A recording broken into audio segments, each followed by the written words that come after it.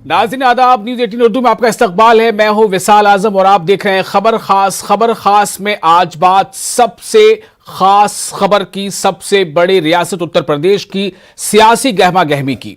उत्तर प्रदेश में लगभग तमाम सियासी जमातों में एक तो उनके अपने अंदर इस बात को लेकर डर खौफ है कि आपस में ही पार्टी के अंदर ही कहीं अंदरूनी जंग, अंदरूनी जो तकरार है वो बहुत तेज ना हो जाए, जिसे कहते हैं भीतर घात, वो ना हो जाए। तमाम पार्टियां लगभग उत्तर प्रदेश की इन हालात से दो चार हैं, लेकिन उसके बावजूद उत्तर प्रदेश में जो आने वाला असेंबली इंतखाब है उसको लेकर एक से एक दावे और बातें की जा रही हैं। जिस तरह से वहां फिलहाल जिला पंचायत अध्यक्ष यानी सदर को लेकर जो वहां पर गहमा गहमी है और जो इल्जामात लगाए हैं अखिलेश यादव ने, मौजूदा वहां जो बीजेपी की हुकूमत है, अजीत सिंह बिष्ट की हुकूमत है, जिन्हें योगी आदित्यनाथ भी कहा जाता है, उस हुकूमत पर इल्जाम लगाया गया है कि जो सरकारी मशीनरी है उसका इस्तेमाल करके कई जगहों पर समाजवादी पार्टी का यह कहना है कि उनके नुमाइंदों को, उनके उम्मीदवारों को नामजदगी से रोका गया, उन्हें नामजदगी के लिए खास जगह पर जाने से रोका गया, सरकारी दफातर में जगह जाने से रोका गया। और कई जगहों पर उन्होंने यह भी इल्जाम लगाया है कि पैसे और ताकत का गलत इस्तेमाल किया गया है। लेकिन ऐसा नहीं है कि यह इल्जाम लगाने वाले सिर्फ अखिलेश यादव हैं, बल्कि मायावती जो खुद उत्तर प्रदेश की साबिक वजीर आला हैं, उन्होंने भी कहा है कि जब समाजवादी पार्टी भी इक्तदार में हुआ करती थी तो उसने भी बिल्कुल ऐसा ही ताकत का इस्तेमाल किया था और इसी तरह से उसने भी इसी हथकंडे को अपनाते हुए जिला पंचायत सदर के लिए जो है उसने इसी तरह की हरकत की थी। और अब मायावती का कहना है कि यही गलती अब दोहरा रही है बीजेपी। मायावती ने यहां तक कह दिया है कि उत्तर प्रदेश में लोकतांत्रिक यानी जमहूरियत का जो अक़दार है उसका बिल्कुल खात्मा होता चला जा रहा है। इसी बीच अब सबकी दावेदारी असेंबली इंतखाबात को लेकर के भी है, यानी बात अगर जिला पंचायत अध्यक्ष यानी सदर के चुनाव से शुरू होती हुई नजर आती है तो खत्म कहां पर होता है जाकर असेंबली इंतखाबात में होने वाले दावों पर। मायावती ने ऐलान कर दिया है कि वो अकेले चुनाव लड़ेंगी। ओवैसी का कहना है कि हम तो राजभर से पहले ही चुनाव लड़ चुके हैं, मतलब इत्तेहाद कर चुके हैं, लेकिन फ्यूचर में क्या हो सकता है, मुस्तकबिल में क्या हो सकता है, अभी कुछ कहा नहीं जा सकता। उनके इस जवाब में भी बहुत कुछ छुपा हुआ है। वही अखिलेश यादव जो है उनकी पार्टी के लीडर कहते हैं कि समाजवादी पार्टी की सरकार आ रही है और छोटी छोटी जमातों से हमने इत्तेहाद कर रखा है।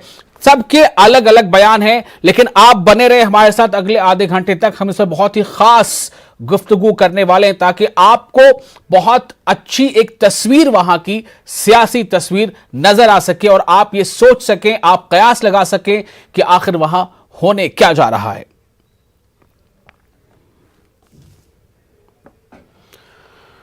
तो आपको हम सबसे पहले एक 6 लोगों के बयान भी सुनाएंगे, अलग अलग जमातों के जो लोग हैं।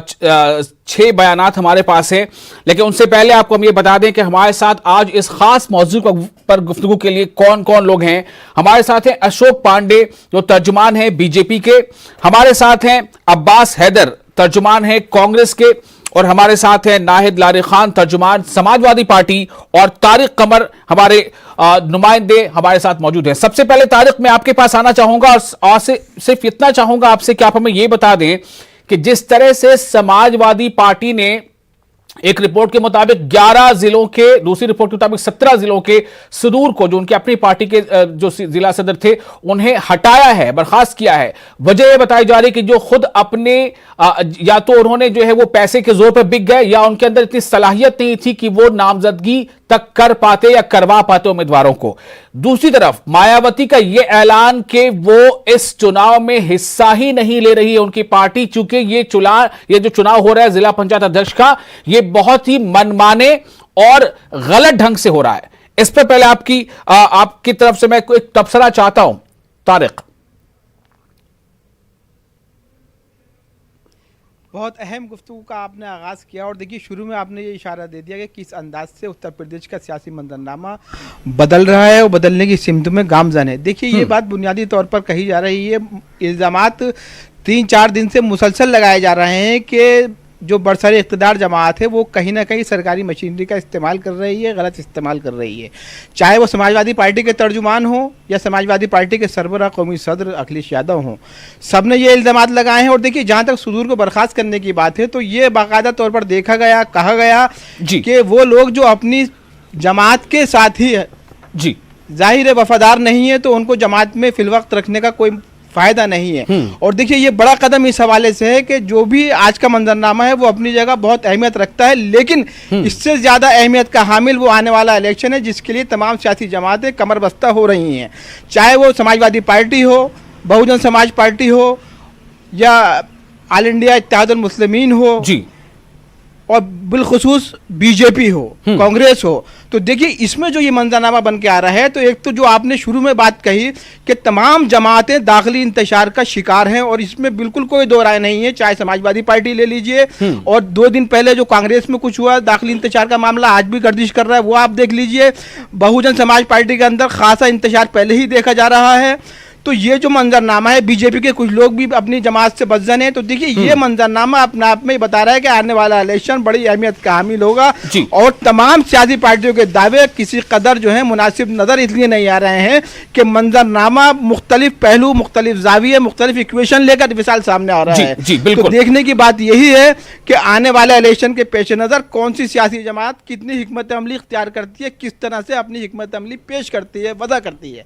विशाल, और अब मैं अशोक पांडे, अब्बास हैदर और नाहिद आरिफ खान से मैं चाहूंगा कि आप लोग भी, ये बहुत अहम बयानात हैं, आपके तमाम पार्टियों के लीडरों के ये बयानात हैं, मैं आपको सुनाना चाहता हूं।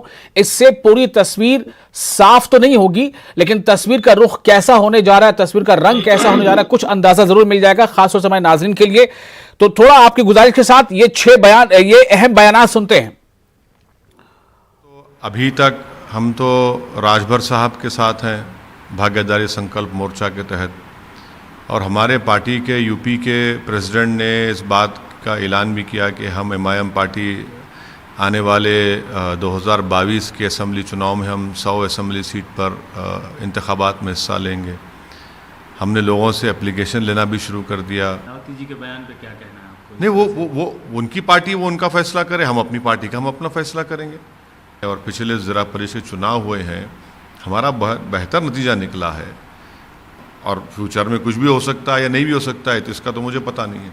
हमारी पार्टी बड़ी पॉपुलर है, उत्तर प्रदेश में मजबूत है, और 5 साल से ज़्यादा जो पिछले असम्बली चुनाव में हम लड़े थे और अब में बहुत फ़र्क आ चुका है। बीएसपी ने इस समय प्रदेश में हो रहे जिला पंचायत अध्यक्ष के चुनाव को नहीं लड़ने का फैसला लिया है, और पार्टी के लोगों को ये निर्देशित किया है कि वे इस दौरान इस चुनाव में अपना समय व एनर्जी आदि लगाने की बजाय बल्कि अपना पूरा समय व ताकत अपनी पार्टी के संगठन को मजबूत बनाने तथा सर्व समाज में पार्टी के जनाधार को बढ़ाने के कार्यों पर ही लगाएं, तो ये ज़्यादा बेहतर होगा, ताकि इस बार यहाँ उत्तर प्रदेश में होने वाले आगामी विधानसभा चुनाव में बीएसपी की अकेले यहाँ अपने बलबूते पर सरकार बन सके।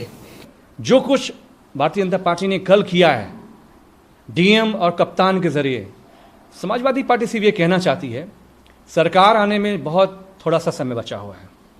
जो जिन अफसरों के जरिए गैर कानूनी काम कराए गए हैं वो अपनी गिनती जो है वो उल्टा गिननी शुरू कर दें। ये जो हैदराबाद वाले हैं, इनकी कहानी किसी से छिपी नहीं हुई है। बंगाल में क्या हुआ, ये समाजवादी पार्टी के लोग जो खुलेआम गुंडागर्दी करते थे, शासन प्रशासन जैसा कुछ भी नहीं था, एक एक जिला एक एक माफिया को बांट दिया गया था, अपने हिसाब से चलाया करते थे। आज कानून का शासन है और सभी लोगों को पूरी आज़ादी है कि अपने किसी भी कानूनी काम को किसी भी स्वतंत्रता के साथ कर सकते हैं।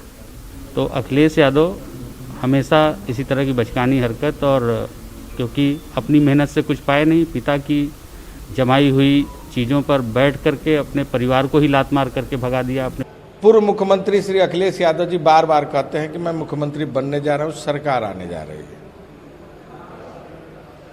आज जहां कार्यकर्ताओं को जरूरत है, जिला पंचायत अध्यक्ष 12 जगहों पर आपके प्रत्याशी नामांकन नहीं दाखिल कर पाए, जिला पंचायत सदस्यों के साथ दुर्व्यवहार हुआ, आपके पार्टी के जिला अध्यक्षों के साथ दुर्व्यवहार हुआ। जो लोग अपने घरों से निकलकर अपने पार्टी कार्यकर्ताओं को की आवाज को बुलंद नहीं कर पा रहे हैं, उनकी रक्षा नहीं कर पा रहे हैं, मैं समझता हूं ऐसे लोग उत्तर प्रदेश के गांव, गरीब, खेत खलियान, नौजवान, दलित, पिछड़े, आदिवासियों की लड़ाई कैसे लड़ पाएंगे। तो देखा आपने, सुना आपने सुन लिया कि किस तरह से तमाम के जुबान पर बात भले ही जिला पंचायत के चुनाव से शुरू होती है, लेकिन जो रेंज है, जो हदफ है, जो टारगेट है, वो है असेंबली इलेक्शन। मायावती ने ऐलान कर दिया है कि वो अकेले इंतखाब लड़ेंगी। बीएसपी की जो जमात वो अकेले इंतखाब लड़ेगी। वो जिला पंचायत अध्यक्ष चुनाव में शामिल नहीं होना चाहते, अपनी एनर्जी वेस्ट नहीं करना चाहते, क्योंकि जो हो रहा है वो ठीक ढंग से नहीं हो रहा है।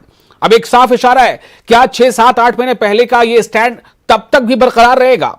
ओवैसी कहते हैं कि हमने तो ऑलरेडी इत्तेहाद कर लिया है ओपी राजभर जी की पार्टी से, आगे क्या होगा मुस्तकबिल में अभी कहना मुश्किल है, कुछ भी हो सकता है। समाजवादी पार्टी का नारा है कि मेरी सरकार आ रही है। किसकी बात सच मानी जाए, लेकिन जो फिलहाल हो रहा है इस पर हम अपने जो हमारे पैनलिस्ट हैं उनके पास उनसे रिएक्शन लेंगे। अशोक पांडे जी, मेरा आप पर एक सवाल है। पहली बात तो यह कि एक तरफ अखिलेश यादव लगातार ये कह रहे हैं कि सरकार आ रही है, सरकार आ रही है, और बीजेपी की सरकार जा रही है, सरकार जा रही है। पंचायत इलेक्शन के बाद वो इशारा दे रहे हैं, उसको दिखा रहे हैं रिपोर्ट कार्ड के तौर पर। क्या कहेंगे आप इस पर? देखिए, आपको बता दें कि अखिलेश यादव मुंगेरी लाल के हसीन सपने देख रहे हैं। मुंगेरी लाल के हसीन सपने के हीरो रघुवीर यादव थे। इस मुंगेरी लाल के हसीन सपने के नायक अखिलेश यादव जी हैं। मैं पीएम बनूंगा, मैं सीएम बनूंगा, मैं फलाना बनूंगा।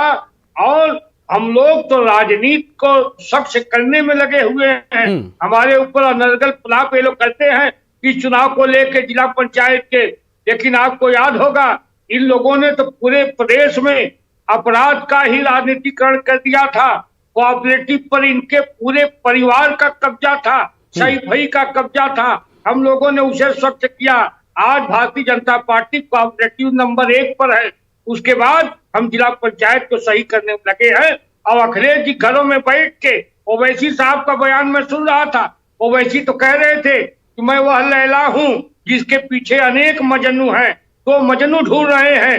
देखिए, उत्तर प्रदेश में सपनों का भारत अगर कोई बना रहा है, यहाँ के लोगों का उत्तर प्रदेश कोई बना रहा है, यशस्वी मुख्यमंत्री आदित्यनाथ जी हैं। आप कोरोना संक्रमण को ले लीजिए, उत्तर प्रदेश कानून व्यवस्था को ले लीजिए, उत्तर प्रदेश में विकास, दुबे का विकास। नाहिद लारी खान, समाजवादी पार्टी, क्या अखिलेश यादव मुंगेरी लाल के सपने देख रहे हैं?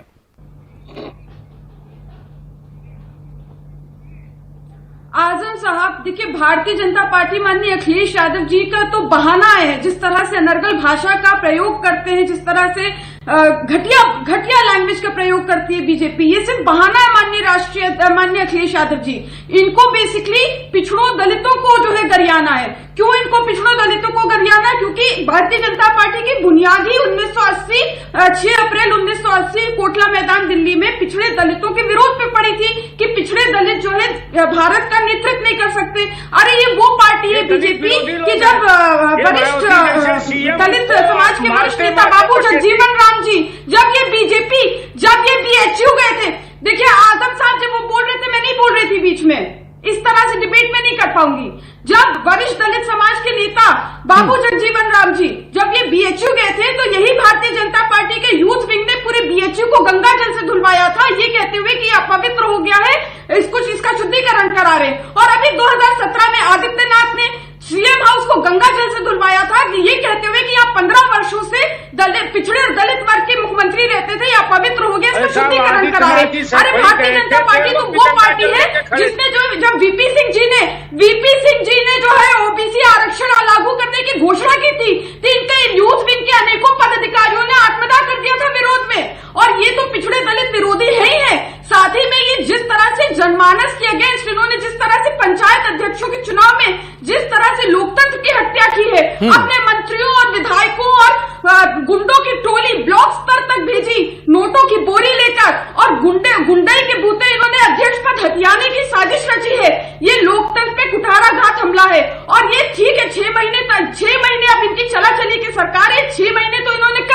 लेकिन 6 महीने के बाद यही अध्यक्ष जो है कहेंगे समाजवादी पार्टी से और माननीय राष्ट्रपति अखिलेश यादव जी से हाथ जोड़कर कहेंगे हमका माफी दे दे, हम सबसे पाप हो गया, हमका माफी दे दे, हमका समाजवादी पार्टी के लोगों को सभी लोग चोर नजर आते हैं। फिर जैसे बंगाल में हजारों बीजेपी के नेता और कार्यकर्ता गंगा जल से शुद्धिकरण करा और अपना पश्चाताप में अपना सिर मुंडवाकर टीएमसी में शामिल हो रहे, कह रहे हमसे गलती हो गया, हमका माफी दे दो। यही हाल उत्तर प्रदेश में होगा।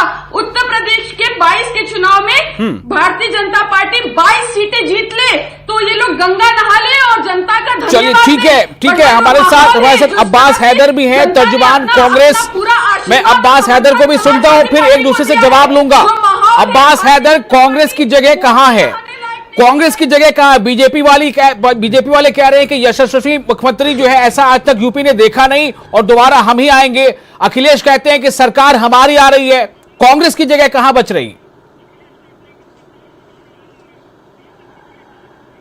आजम साहब, भारतीय जनता पार्टी की उल्टी गिनती उत्तर प्रदेश में नहीं बल्कि पूरे मुल्क में शुरू हो गई है और इनकी बौखलाहट का प्रमाण ये है कि मैं विपक्ष की बात जाने दीजिए, इनके सांसद शाशी महाराज जो कहते हैं इनकी बी टीम यानी कि असदुद्दीन ओवैसी को मजबूती से इनको चुनाव लड़ाना पड़ रहा है उत्तर प्रदेश में, तो ये खुद समझ रहे हैं कि इनकी उल्टी गिनती शुरू हो गई है, ये जाने वाले हैं। देखिए, यहां तक ये 17 जिलों में निर्विरोध प्रशासन का गलत उपयोग करके गलत तरीके से दूसरी पार्टियों के कैंडिडेट इन्होंने नामांकन नहीं दर्ज होने दिया।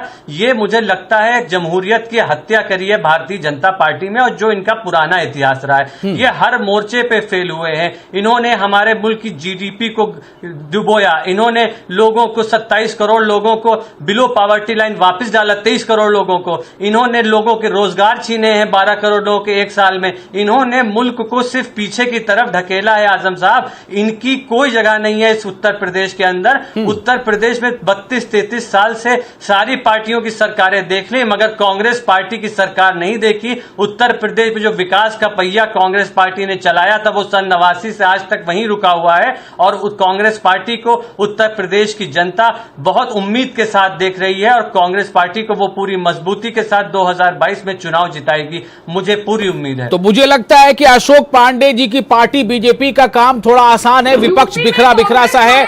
समाजवादी पार्टी का अपना अलग राग है, कांग्रेस का अलग राग है, बीएसपी का अलग राग है। मैं तारिक आपके पास आ रहा हूं। मौजूदा जो हाल है, कल क्या होना है, वैसे ने भी कह दिया कि मुस्तकबिल में क्या होगा मैं कुछ कह नहीं सकता, कुछ भी हो सकता है, कुछ नहीं भी हो सकता। तारिक, मैं जानना चाहता हूं कि मौजूदा सूरत हाल में ये जो असेंबली का इंतखाबात भी अभी आने वाला है और अभी तमाम पार्टियां अलग अलग अपनी अपनी डफली अपना अपना राग अलाप रही हैं, क्या ये जो वहां बरसर इक़्तिदार जमात है उसके लिए बहुत ही खुश आयन नहीं है? बहुत अहम सवाल है विशाल। और देखिए, जब हिज़्ब इख्तलाफ बिखरा हुआ होता है, जब मुख्तलिफ जमातें अपने अपने हिसाब से काम करती हैं तो यकीनी तौर पर बरसर इख्तिदार लोगों को फ़ायदा पहुंचता है। और हम देख रहे हैं कि अभी तक कोई भी बयान किसी भी सियासी जमात की जानिब से ऐसा नहीं आया है जो ये बता सके कि वाकई कोई बरसर इख्तिदार जमात के खिलाफ मुनज़्ज़म कोई हिकमत अमली वज़ा की जा रही है। सब अपने अपने दायरों में हैं, सबके अपने अपने मौक़िफ़ हैं और सब अपने अपने तौर पर सियासी हालात को बदलने की कोशिश कर रहे हैं। और देखिए, बुनियादी बात यही है, जब छोटी छोटी जमातें सामने उभर के आती हैं और मफाहमत की बात करती हैं तो उसका कहीं ना कहीं बड़ा फायदा बरसर इख्तिदार जमात को होता है। तो हम यही देखते हैं कि अगर वाकई ये ड्राइंग रूम की पॉलिटिक्स चलती रही, अखिलेश यादव बाहर निकल के नहीं आए, अगर वाकई मायावती बाहर निकल के नहीं आई, अगर कांग्रेस इसी खुशफहमी में मुब्तला रही तो इसका यकीनी तौर पर कुछ ना कुछ फायदा बीजेपी को जरूर पहुंचेगा। क्योंकि देखिए, ये जो एक तो इनकम्बेंसी फैक्टर होता है, दूसरा ये होता है कि जो जमात बरसर इख्तिदार होती है, जिसके पास पावर होती है, तो कहीं ना कहीं उसको थोड़ा बहुत बेनिफिट जरूर मिलता है। तो इसमें ज़रूरत इसी बात की कि ये जो तर्जुमान बैठे हुए हैं, जिम्मेदार लोग हमारे बैठे हुए हैं मुख्तलिफ जमातों के, इन्हें एक ठोस कदम उठाने की ज़रूरत है, एक हिकमत अमली वज़ा करने की ज़रूरत है। सिर्फ बयानबाजी और दावेदारी से इस वक्त का मंजरनामा तब्दील होने वाला नहीं है विशाल। ये अपने आप में एक जिंदा हकीकत है। बहुत अहम बात आपने कही है, मैं इस पर जरा रिएक्शन लेना चाहूंगा। अशोक पांडे जी, सबसे पहले तो आपके पास में आ रहा हूं कि क्या आपके लिए वाकई ये एक अच्छा है, एक सुखद एहसास है आपके लिए कि जितना भी विपक्ष है वो या तो टीवी पे बैठ के कुछ कह रहा है और या फिर ट्विटर पे कुछ लिख दे रहा है, सड़क पर नजर नहीं आ रहा, लोगों के साथ मिलकर मसले को हल नहीं उठा रहा। मतलब यह है कि आपके लिए रास्ता आसान है। देखिए, हमारे लिए तो हम काम किए थे, हम सबका साथ सबका विकास के नाम पे हम चुनाव लड़े थे। ये लोग एकजुट होकर भी देख चुके हैं। उत्तर प्रदेश के 2 बच्चे एक साथ जुटे थे, फेल कर गए। बुआ बबुआ एक साथ जुटे, फेल कर गए। और कांग्रेस तो 0 पर है ही, इसमें कोई दो राय नहीं है। ये एक होकर भी देख चुके हैं, अनेक होकर भी देख ले। मेरा ये मानना है कि अखिलेश यादव खाली ट्वीट करते हैं, जनता के साथ चीट करते हैं। जो अपने पिता का नहीं हुआ, चाचा का नहीं हुआ, जो अपने बाप का नहीं हुआ, वो हमारा आपका होगा। इससे बड़ा दुर्भाग्य क्या होगा?